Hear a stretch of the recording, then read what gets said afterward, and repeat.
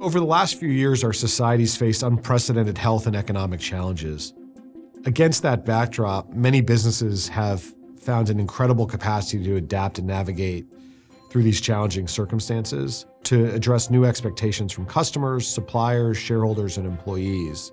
For many of those companies, that's meant turning to large-scale transformation programs to accomplish these objectives. Transformations have been around a long time, and the best practices have evolved. Over the last couple of years, we've really seen three things change as companies have been going about transformations. First, there's been much more of a focus on growth as opposed to cost reduction. That's been even more so the case when many companies are facing talent shortages, supply chain disruptions, and significant inflation. Second, companies have taken the transformation approaches and applied those to ESG topics, particularly around sustainability goals as well as AD&I goals. And then lastly, there's even been more of a focus on health, capability building, culture, and purpose, so that there's more meaning around what's going to drive the change, and making sure the employees are excited about it.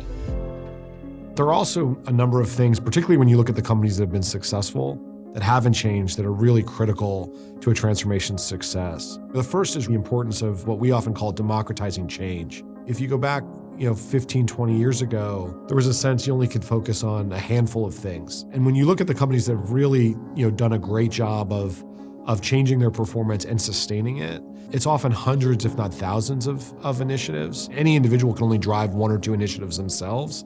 That means getting hundreds, if not thousands of employees involved in the broader transformation effort.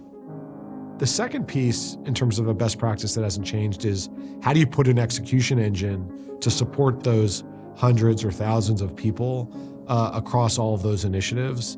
And that's all the way from web-based tools to tracking, to nomenclature around how you talk about ideas, how you talk about milestones, how you track things all the way to the bottom line, so there's not significant leakage.